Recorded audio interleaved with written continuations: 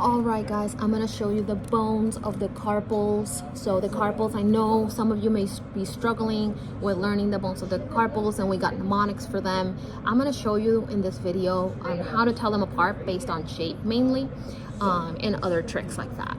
So first at the bottom, this one that looks like a half moon, it almost looks like a chair maybe. Don't say half moon because you'll confuse it with the lunate. But it looks like a half moon or a chair. That is the scaphoid.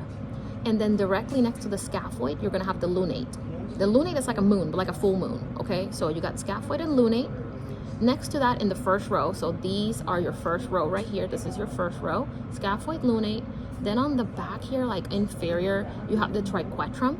And then on top of the triquetrum is the pisiform. So I always remember triquetrum because the pisiform's on top, so that reminds me which one it is. Also, if you orient yourself, the scaphoid is going to be on the radial side of the hand, which is along the thumb, and then the triquetrum and pisiform are going to be along the pinky side of the hand.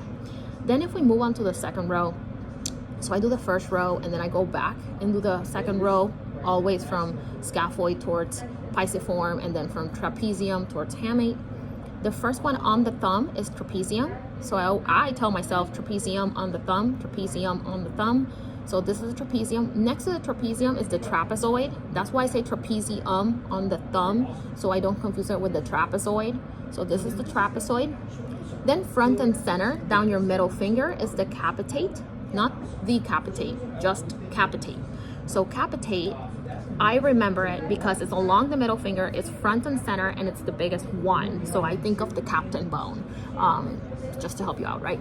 So it's the captain bone, the capitate. Not the capitate, the capitate.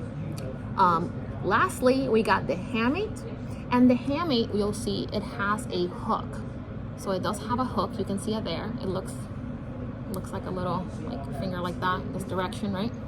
So that's the hook of the hamate. So hook and hamate both start with H. So I remember that the H is for hook, and then the bone that goes along with it is hamate bone. Above that, these are the metacarpals, first, second, third, fourth, and fifth metacarpals, and then the phalanges. And in the phalanges, you got proximal, middle, and distal phalange.